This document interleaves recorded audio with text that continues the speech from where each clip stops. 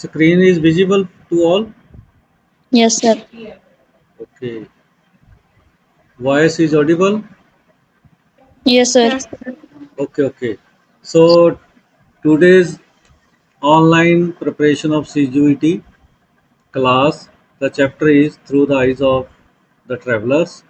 In this, we have uh, to discuss with the three travelers. Okay, the first traveler was the Alberini. Second was the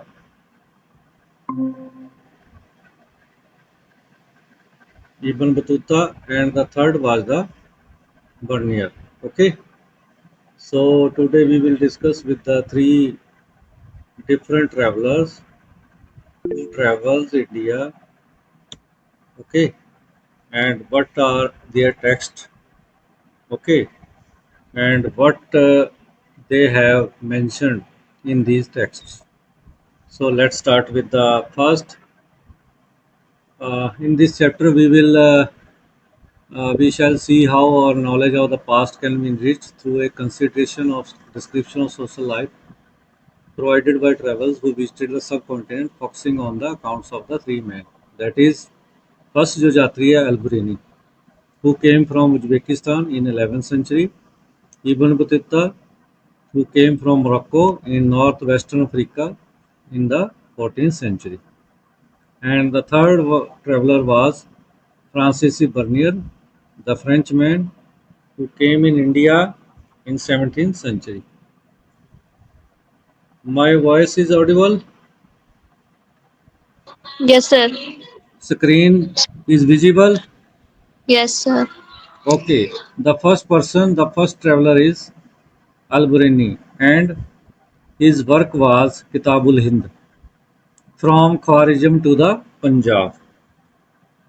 Al-Burini was born in 973 in Khwarizm in present day Uzbekistan. Al Biruni का जो जन्म था 973 में ख्वारिज़म जो आजकल Uzbekistan में है वहाँ पर हुआ। और जो उज्बेकिस्तान था that was an important centre of learning. Okay, तो अपनी प्रारंभिक पढ़ाई जो थी अल-बरेनी ने वो वहीं पर की थी। और उसको सेवरल जो लैंग्वेज थी उसका जो है उसने जो है उनका अध्ययन किया, जैसे सीरिक लैंग्वेज सीरिया की, अरेबिक, पर्शियन, हिब्रू और संस्कृत का भी उसने जो है उसे ज्ञान था, उसको भी पढ़ा। और ग्रीक के बारे में वो नहीं जानता था, यूनानी भाषा के बारे में वो नहीं जानता था। और प्लेटो और ग्रीक जो फिलोसफर हैं, जो सुकरात है, प्लेटो है ना, आपने पढ़ा होगा बच्चों, फिलोसफर्स हैं, और उनके बारे में उसने अरेबिक ट्रांसलेशन में पढ़ रखा था। उनकी जो बुक्स थी ग्रीक राइटर्स की, उनका अध्ययन जो था उन्हें उसने कर रखा था।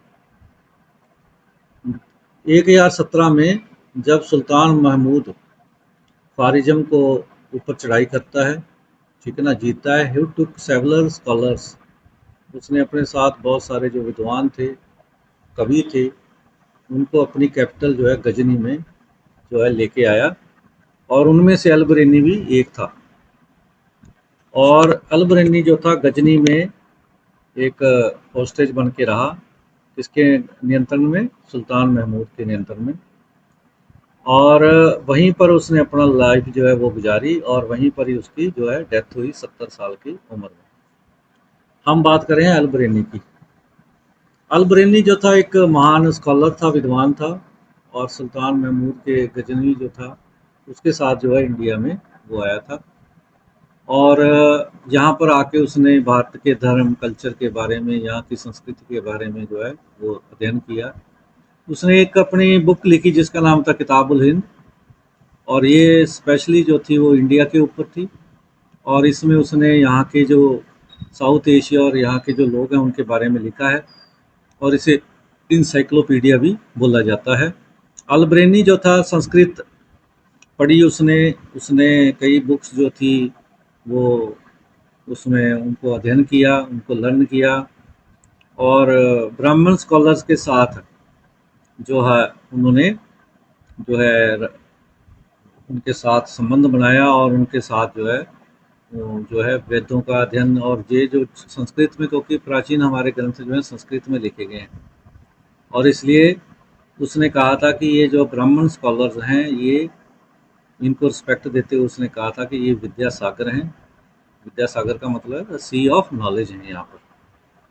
आगे है, अल बरेनी ने कई साल जो है वो ब्राह्मण प्रीस्ट और स्कॉलर्स के साथ बिताए, संस्कृत में सीखी, लर्न किया, और कई फिलोसफिकल जो ग्रंथ हैं भारत के, रिलीजियस ग्रंथ हैं, उनका अध्ययन भी किया।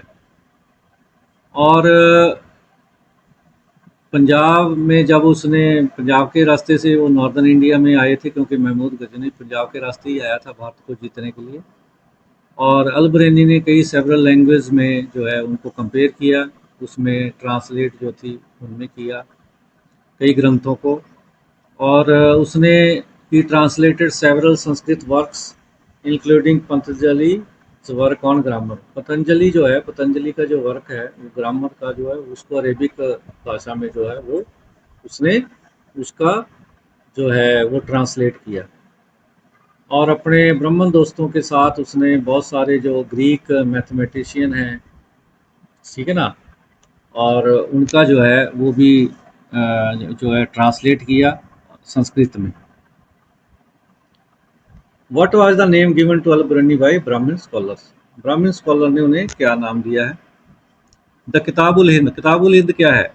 ये एक अरेबिक भाषा में लिखा गया ग्रंथ है, सिंपल है, बहुत ही स्पष्ट है, लूसिड का मतलब होता है स्पष्ट, और बहुत ही अधिक जानकारी विस्तृत है ये ग्रंथ। ये कई सब्जेक्ट्स के ऊपर बात करता है, कई विषयों पर चर्चा करता है, और इस बुक की कई विचित्र जो हैं वो स्ट्रक्चर्स हैं। कौन आ गया?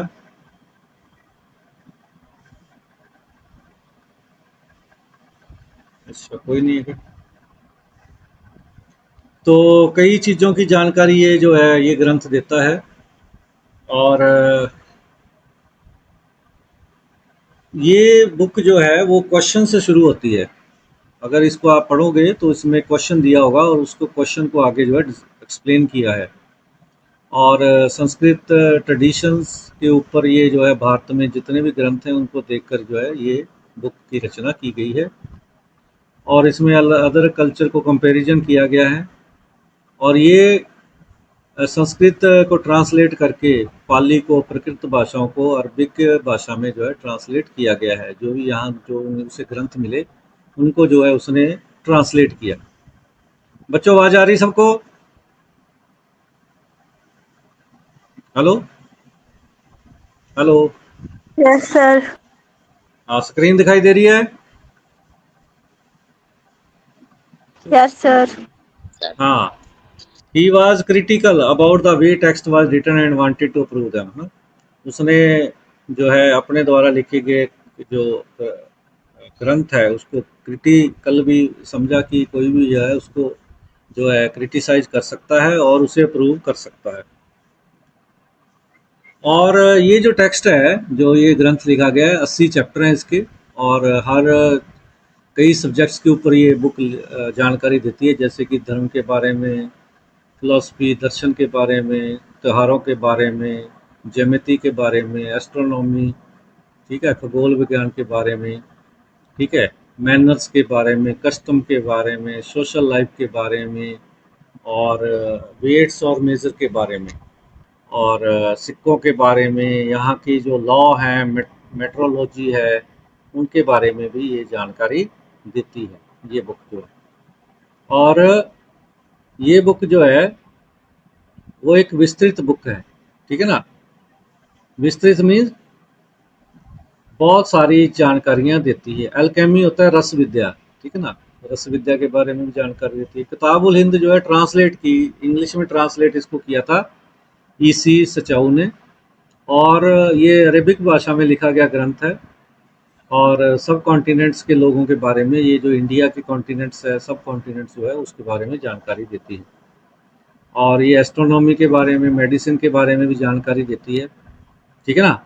और ये जो बुक है जो ये लिखी गई है, तो ये अल बरेनी ने खुद ही कहा है इसके बारे में कि इसको है, he was also critical about the ways in which these texts were written. ठीक है, और and clearly wanted to improve on them, कि वो इसमें क्रिटिसाइज भी करता है इसको, और ये भी कहता है कि उसको जो है इम्प्रूव भी वो करेगा इसको।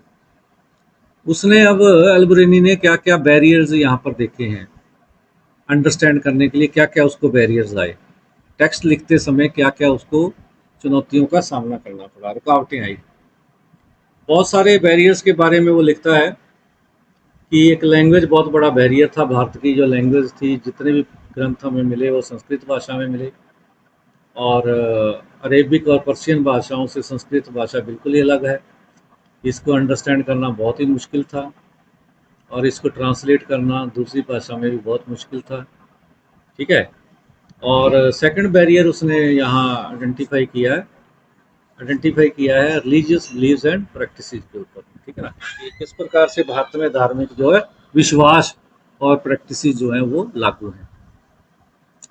तीसरा, the self absorption and consequent insecurity of the local population according to him constitute the third barrier, कि किस प्रकार से जो है लोकल पॉपुलेशन जो है वो भारत की जो है वो सेल्फ ऑब्जर्प्शन है, अपने आप में ही जो है वो इन्वॉल्व है। ठीक है ना, और किस प्रकार से जो है एक सोशल पोल्यूशन जो है वो भी भारत में सक्रिय है। ठीक है ना, तो इसके बारे में भी ये जो जानकारी देती है ये बुक। ठीक है, तो ये हम कह सकते हैं कि ये जो बुक है उसमें काफ़ी बैरियर जो है वो उसका सामना करना पड़ा है। और तीसरे चौथी बात ये है कि बहुत ही इंटरेस्टिंग चीज़ें इसमें भी है, जो जैसे कि Bernier depend mostly on the Brahmans, है ना, क्योंकि प्राचीन ग्रंथ किन्होंने लिखे थे, ब्राह्मण्स ने लिखे थे, संस्कृत भाषा में लिखे थे, तो इसलिए ब्राह्मण संस्कृत भाषा के ज़्यादा ज्ञाता थे। ठीक है ना, वेद पुराण को अगर पढ़ना है तो फिर उनको, भगवत गीता को पढ़ना है तो ब्राह्मणों का सहारा लेना पड़ा उसे। पतंजलि और मनुस्मृति जो है ये भी ग्रंथ जो हैं प्राचीन भाषाओं में लिखे गए हैं हमारे ग्रंथ। तो इसलिए लैंग्वेज जो थी that was the most important barriers, और इन्हीं से ही प्राचीन ग्रंथों से ही भारत के समाज को समझा जा सकता था। समझ आ रहा सबको? हेलो? Yes sir. हाँ जी। यस आगे सर। हाँ, आगे कास्ट सिस्टम, उसने कास्ट सिस्टम के बारे में, जाति व्यवस्था के बारे में क्या लिखा है अपने ग्रंथ में। अल्बरेनी ने एक्सप्लेन किया है कास्ट सिस्टम को।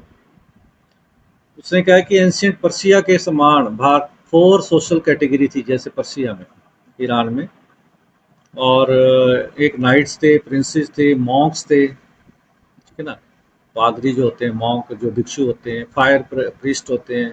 ठीक है ना, अग्नि पुजारी, lawyers, physicians, astronomers and other scientist, and finally peasants and artisan. ये 4 सोशल कैटेगरी थी पर्शिया में।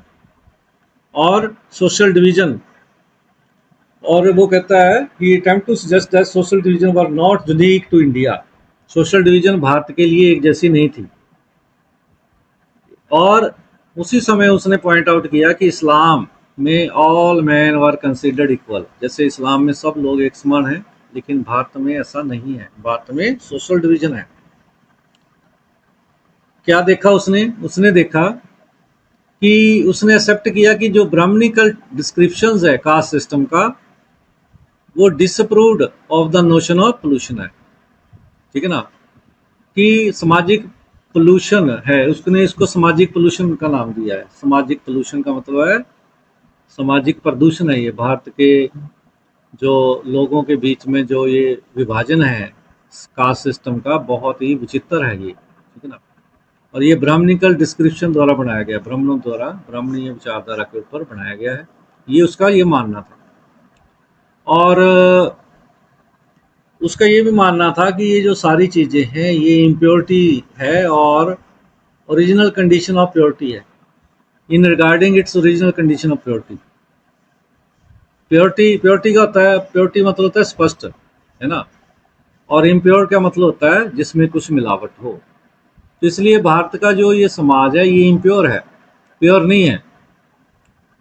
जैसे वो कहता है कि सन जो है वो हवा को साफ करता है, साल्ट जो है सी को, है ना, और वाटर फ्रॉम बिकमिंग पोल्यूटेड। है ना, sea prevents the water from becoming polluted. If it were not so, insisted Al Biruni, life on earth would have been impossible. अगर ऐसा ना हो, हम प्रकृति के नियमों के अगर विरुद्ध चलेंगे तो जीवन हो ही नहीं सकता, हम जी नहीं सकते। इसलिए हमें प्रकृति के नियमों के साथ चलना पड़ेगा। लेकिन भारत में जो ये कास्ट सिस्टम है, that was against the law of nature, against the law of nature. न्याय जो प्रकृति का नियम है उसके विरुद्ध है ये सारी चीजें, ऐसा नहीं होना चाहिए। आगे लिखा उसने अगली लाइन में कि conception of social pollution intrinsic to the caste system was according to him contrary to the law of nature.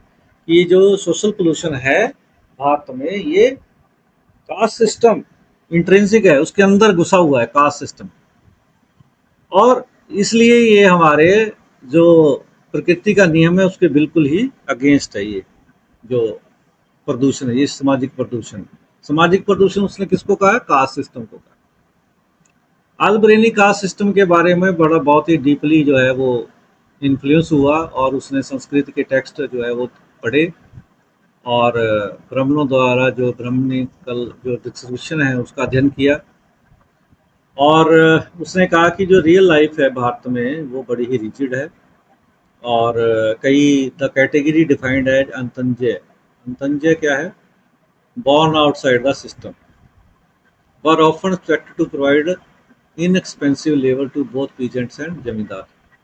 ठीक है ना, आउटसाइड द सिस्टम आप जो है नहीं रह सकते, आपको किसी न किसी कास्ट सिस्टम का हिस्सा बनना ही पड़ेगा, किसी न किसी वर्ण सिस्टम का हिस्सा आपको रहना ही पड़ेगा। In other words, while they were often subjected to social oppression, they were included within economic networks। ठीक है ना, तो हम ये देखते हैं कि हर एक कास्ट सिस्टम का अलग अलग उसका आर्थिक नेटवर्क है, अलग अलग अपने आर्थिक चीज़ों से वो जुड़े हुआ है, समाज से जुड़ा हुआ है। तो ये सारी चीज़ें जो हैं वो कास्ट सिस्टम के बारे में, और जो हमारा सिस्टम है, सोशल सिस्टम है, उसके बारे में अल्बरेनी जो है वो बात करता है। तो यहाँ तक समझ आ गया सबको? हाँ बच्चों, हेलो हेलो। Yes, sir. हाँ जी, कास्ट सिस्टम के बारे में आगे और भी बताता है वो कहता है कि कास्ट सिस्टम कैसा है। हिंदू जो है, हिंदू शब्द जो है पर्शियन भाषा का शब्द है, और ये रिवर सिंधु से आया है जिसका नाम इंडस पड़ गया। ठीक है ना, और अरेबियन भाषा में Al Hind and its people, Hindi के बारे में जिक्र किया गया है। इसलिए उसने अपना बुक का नाम क्या रखा? अल्बरेनी की बुक का क्या नाम था? हेलो, किताबुल हिंद। किताबुल हिंद। तो यहीं से उसने अपना नाम जो है बुक का नाम रखा। फिर वो कहता है तुर्क जो थे, तुर्की के रहने वाले जो लोग हैं, या तुर्की जो मुस्लिम इन्वेडर हैं वो तुर्क्स हैं, तो उनको तुर्क्स बोला जाता है। तो रिवर इंडस से हिंदू शब्द बन गया, और इसके बाद देयर लैंड एज हिंदुस्तान हो गया, and their language as Hindavi हो गया। हिंदवी कौन सी लैंग्वेज है? दो लैंग्वेज है हिंदवी, हिंदी प्लस उस समय जो पर्शियन भाषा थी या उर्दू भाषा थी उसको हम जो है हिंदवी बोलते हैं। और उसने कहा कि भारत में रिलीजियस आइडेंटिटी है हर एक आदमी की, और कोई ना कोई आदमी जो है किसी न किसी रिलीजियस जो है धर्म से जुड़ा हुआ है। ये हमने पढ़ा है किताबुल हिंद के बारे में, बैरियर्स टू अंडरस्टैंडिंग के बारे में, कास्ट सिस्टम के बारे में, और हिंदुओं के बारे में पढ़ा है। ठीक है बच्चों, तो ये अल-बरेनी तो यहाँ तक है। ठीक है, तो आगे हम करते हैं अभी दूसरे जो हैं उनकी पीपीटी जो है वो नहीं है, उसकी पीपीटी उसको हम जो है इसके साथ करेंगे। ठीक है, तो यहाँ हम पढ़ेंगे उसको। ठीक है बच्चे, आ रही है ध्यान? हेलो, दिखाई दे रहा है क्या? हेलो। Yes, sir. हाँ, अब देखो आगे। इब्न बतूता, इब्न बतूता जो था वो मोरक्को का रहने वाला था। ठीक है, और वो एक ट्रैवलर था जो वहाँ से आया मोरक्को से, और वो उसे हम कह सकते हैं कि वो एक ट्रैवलर था जिसने कई देशों की यात्रा की इससे पहले, ठीक है ना।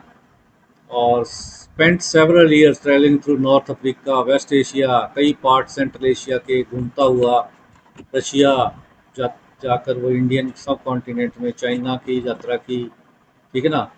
और वो नेटिव था मोरक्को का। ग्लोब ट्रॉटर कहते हैं उसे, ग्लोब ट्रॉटर। ग्लोब ट्रॉटर का मतलब है ट्रैवलर, जो है वर्ल्ड का ट्रैवलर, जिसकी हॉबी हो घूमने की, ठीक है।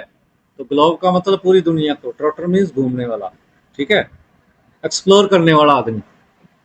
तो मोरक्को ट्रैवलर था और बॉर्न इन तेंजियर फैमिली और इस्लामिक रिलीजियस ला शरिया, ठीक है ना, को मानने वाले लोग थे ये। इब्न बतूता ने अपनी जो बुक लिखी है रेला, अरेबिक भाषा में लिखी गई है ये बुक, और बहुत ही रिच और इंटरेस्टिंग डिटेल्स है इसमें सोशल लाइफ और कल्चरल लाइफ की बारे में, 14th सेंचुरी के बारे में। और 1332 से 33 में, ठीक है ना, he had made pilgrim trips to मक्का।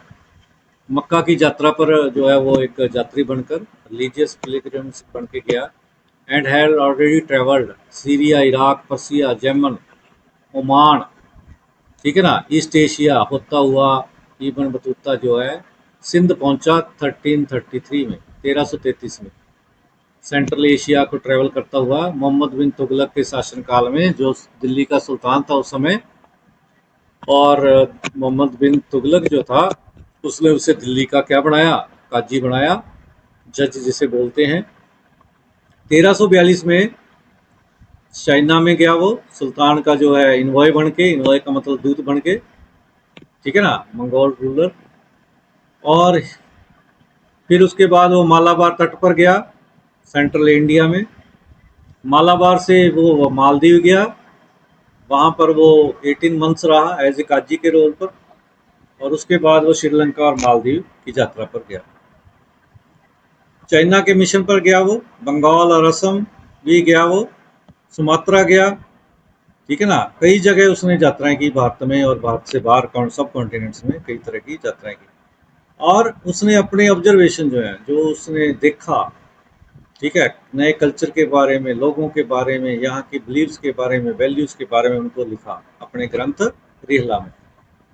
उसके अनुसार कि 40 दिन लगते हैं अगर हम मुल्तान से दिल्ली का सफ़र करते हैं तो 40 दिन लगते हैं, और 50 डेज लगते हैं सिंध से दिल्ली का सफ़र करने में। ये उसने अपने किताब में लिखा है। दौलताबाद से दिल्ली जो है 40 डेज में पहुंचा जा सकता है, और ग्वालियर से दिल्ली 10 दिन में पहुंचा जा सकता है। और एक बार तो इब्न बतूता जो है वो रॉबर्स, जो चोर होते हैं, सेवरल टाइम उनका अटैक उसके ऊपर हुआ घूमते हुए जब वो जा रहा था। और फिर उसे सलाह दी गई कि वो कारवां में, कारवां मीन्स जत्था, जत्था मीन्स ग्रुप्स में यात्रा करे, कारवां। मुल्तान से दिल्ली के समय उसने, उसके कारवां पर भी कई बार अटैक हुआ, ठीक है ना। और एक बार तो उसके जो फेलो थे, है ना, उसके जो सहयोगी थे, उनको मौत का सामना भी करना पड़ा, और कई लोग जो है उसमें घायल भी हुए। अन अनफैमिलियर, किससे जो एक्साइटमेंट हुई उसे, जो चीज़ें उसने अपने मोरक्को में या दूसरे देशों में नहीं देखी थी, वो कौन सी चीज़ों से एक्साइटेड हुआ भारत में। इब्न बतूता जब दिल्ली में आया 14th सेंचुरी में सब कॉन्टिनेंट्स में, तो उसने देखा कि भारत में कुछ ऐसी चीज़ें हैं जो क्या हैं, विचित्र हैं। और उसने यहाँ पर जो है कई टाइम जो है वो बिताया, ठीक है ना, रूलर्स के साथ भी। काजी बना वो दिल्ली का, और उसने अर्बन सेंटर जो है दिल्ली का जो शहरी इलाका था उसका भी इंजॉय किया।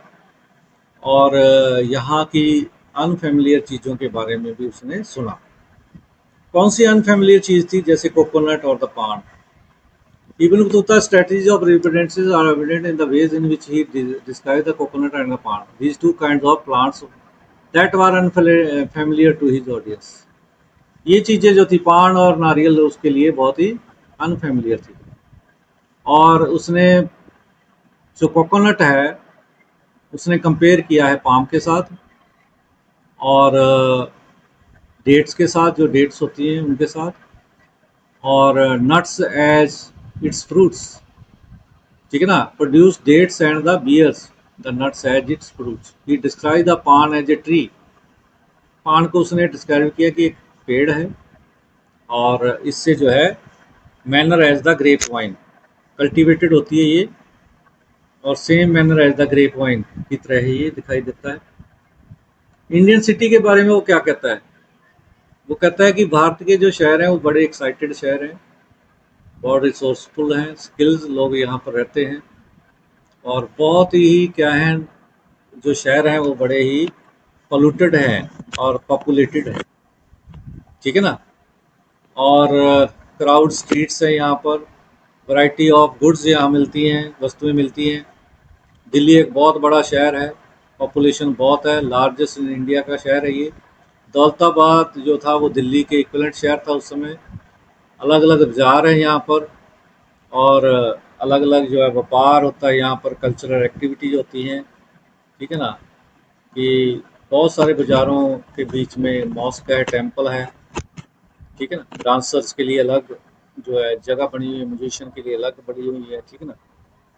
तो एक उसने बाजार के बारे में बात की थी कि एक बाजार है ताराकबाद। ताराकबाद वो क्या था बच्चों? पढ़ा था हमने प्लस टू में। संगीत का सर। हाँ, संगीत का बाजार, गुड, बहुत अच्छे। संगीत का बाजार था, उसके बारे में भी उसने जिक्र किया था।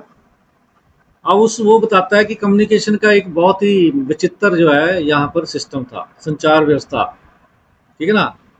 मर्चेंट्स जो थे वो अपना सामान को एक जगह से दूसरी जगह पहुँचाने के लिए इस टेक्निक का प्रयोग करते थे और जो रूलर थे वो भी अपनी जो है डाक को पहुँचाने के लिए एक जगह से दूसरी जगह इस एफिशिएंसी पोस्टल सिस्टम का यूज करते थे, ठीक है। तो वो आपने पढ़ा ही था, दवा और उलूक, दो पढ़े थे ना हमने, दवा और उलूक पढ़े थे, तो है ना। तो उसके बारे में ये जिक्र कर रहा है और ठीक है। थर्ड जो हमारा ट्रैवलर है वो है फ्रांसिस बर्नियर। वो एक डॉक्टर था, फ्रेंच, फ्रांस से आया था, ठीक है ना। और he was a French man, doctor था, पॉलिटिकल फिलोसफर, हिस्टोरियन भी था। मुगल कोर्ट में वो आया और 1656 से 1668 के बीच में 12 साल तक वो यहाँ पर रहा इंडिया में।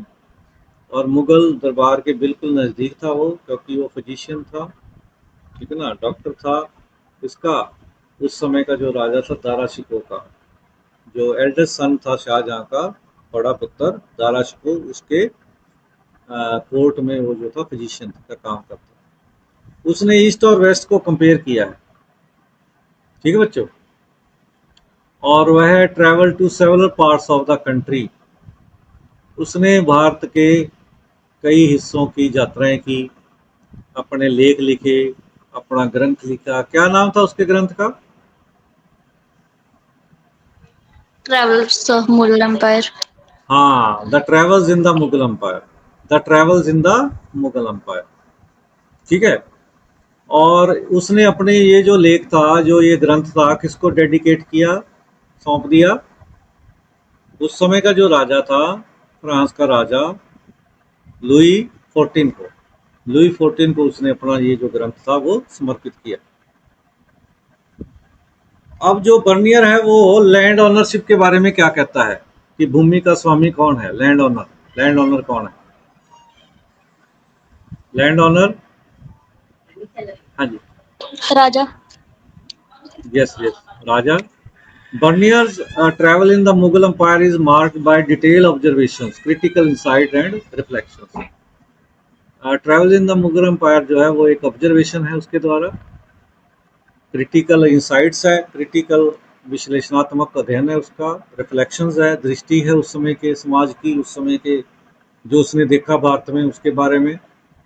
मुगल इंडिया और यूरोप के बीच में क्या क्या डिफरेंसेस है उनको भी एक मानता है वो चीज़ कि भारत में जो है Europe was the lack of private property in land, ठीक है ना।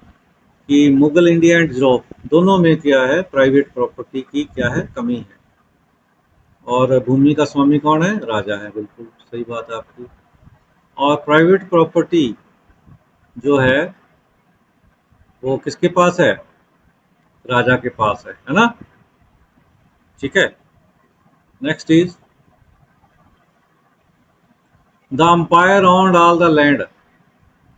जो साम्राज्य है जिस राजा का, उसकी अपनी खुद की लैंड है, और वो अपने आगे जो लोग हैं, नोबल्स नोबिलिटीज है, उनमें वो बांटता है उसको। ठीक है ना?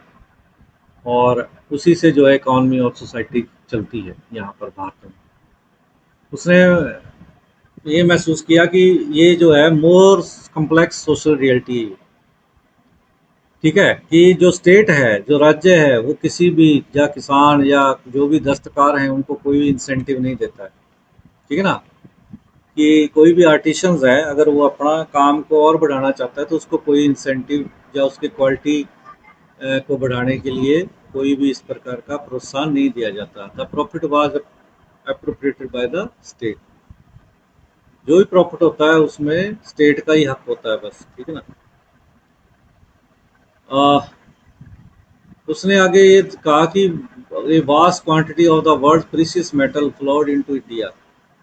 ठीक है, as manufacture were exported in exchange for gold and silver. उसने ये भी पाया कि जितना भी फ्लो होता है मेटल का, वो भारत से होता है।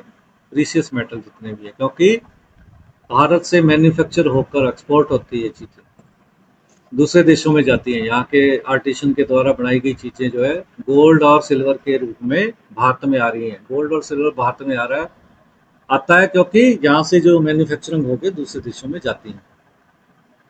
कई प्रोस्पेरस मर्चेंट्स कम्युनिटी के बारे में उसने लिखा है कि लॉन्ग डिस्टेंस का जो है वो पार करते हैं, एक्सचेंज करते हैं एक दूसरे से।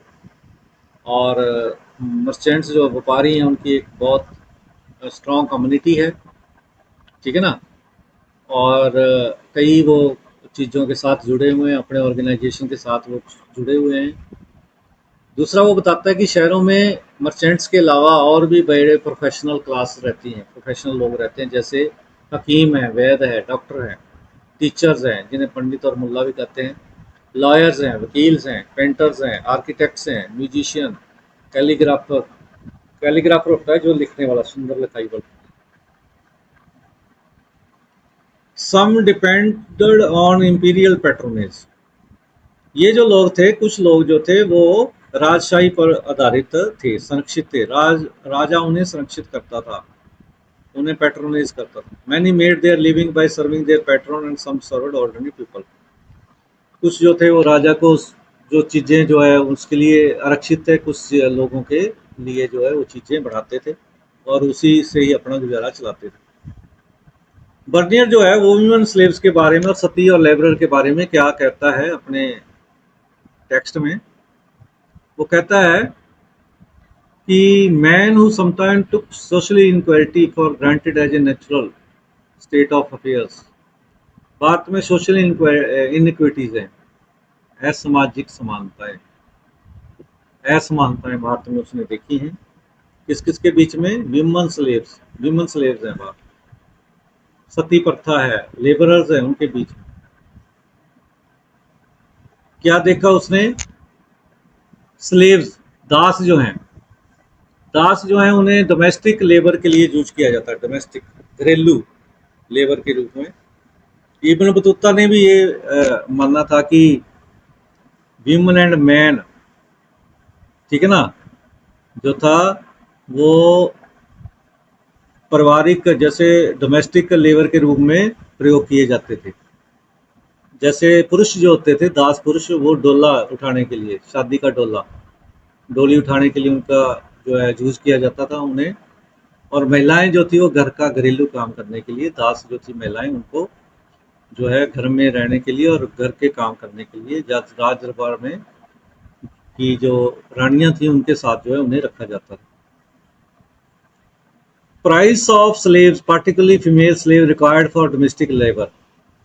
जो स्त्रियां दास होती थी उन्हें घरों के काम करने के लिए रखा जाता था और उनकी जो सैलरी थी, जहाँ उन्हें जो खरीदा जाता था बहुत ही कम कीमत पर खरीदा जाता था, ठीक है ना।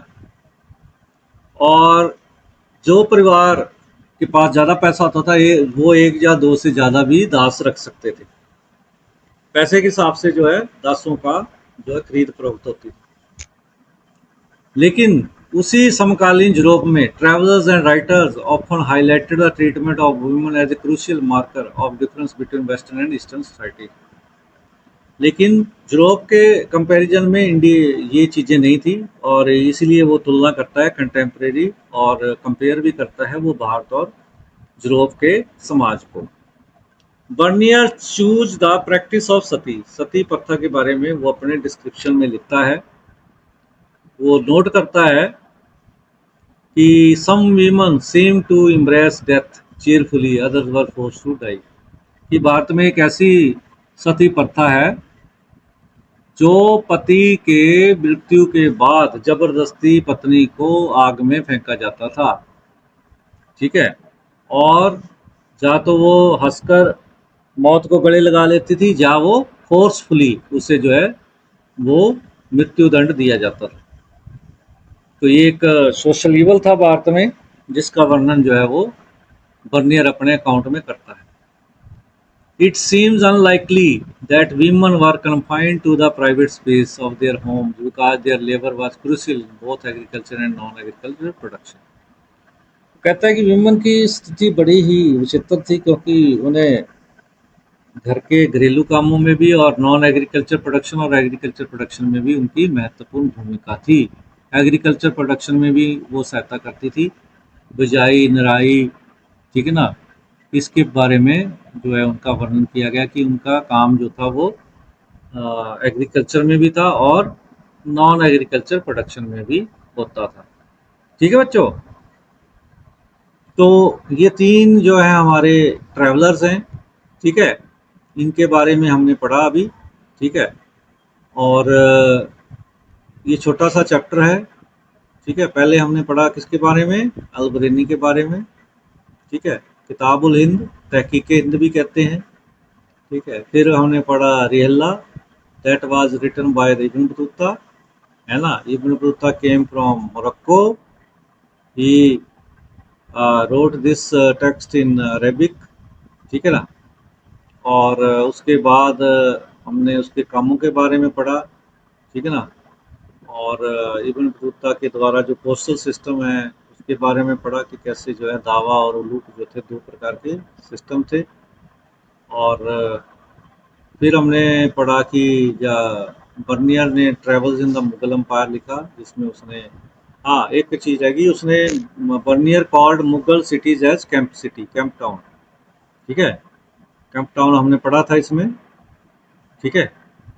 तो कैंप टाउन का मतलब है जहाँ राजा जाता था वहाँ वो एक सिटी का निर्माण हो जाता था, तो इसलिए भारतीय शहरों को उसने शिवर शहर भी कहा है। तो अलबरेनी की जो पुस्तक है किताबुल हिंद, उसके बारे में हमने पढ़ लिया है, ठीक है ना। और इसकी मेन जानकारी जो है आपको दे दी है मैंने, ठीक है। कि उसके साथ क्या क्या समस्या हुई, क्या क्या उसने कास्ट सिस्टम के बारे में लिखा है, ठीक है। और कैसे उसने पोल्यूशन कहा है कास्ट सिस्टम को। इब्न बतूता का रहला जो ग्लोब ट्रोटर किसे कहते हैं ये हमने डिस्कस कर लिया है, ठीक है। रेहला के बारे में डिस्कस कर लिया है। ये डेट्स जो हैं वो मैंने बता दी हैं, आपने नोट कर लिए होंगे शायद, कर लिए सबने नोट। हेलो। Yes, sir.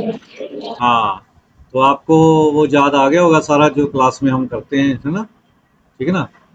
तो किस प्रकार Yes, से sir. ये जो बर्नियर है वो कहाँ से आया था, कौन सी शताब्दी में आया, किसके शासन काल में आया, इस प्रकार के क्वेश्चन जो है इसमें से पूछे जाएंगे आपको, ठीक है। तो so if you have any query, any question, then you can ask me, और you would will write in text box, ठीक है ना। लिख सकते हो आप, you write in text box also if you have any question, any other queries also, ठीक है। तो आप उसमें लिख सकते हो। है कोई क्वेश्चन किसी का? हाँ बच्चों, बोलो। नहीं तो हम फिर गूगल क्विज करें। Google quiz, are you ready for Google quiz? हाँ जी। सर। हैं? Yes sir. अच्छा, तो गूगल क्विज जो है इज रेडी फॉर यू। आप सभी के लिए गूगल क्विज तैयार है। I am sending Google quiz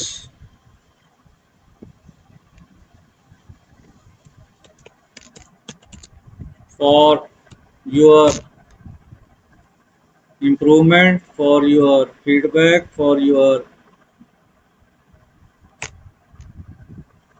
ठीक है, assessment, for your assessment I will send you the Google quiz, ठीक है, in chat box also or on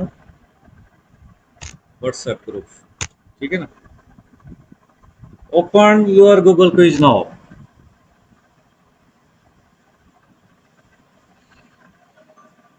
and tell me it is open or not. Yes sir, हो गया। हो गया? Okay okay, now your time starts now. Yes sir.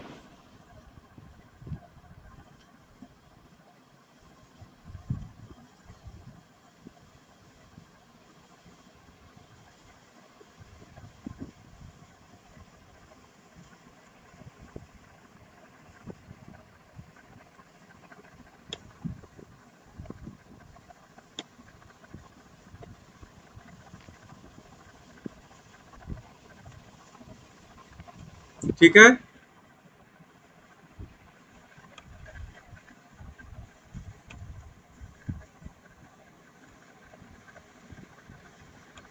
30 questions are there. You have to attempt all the questions.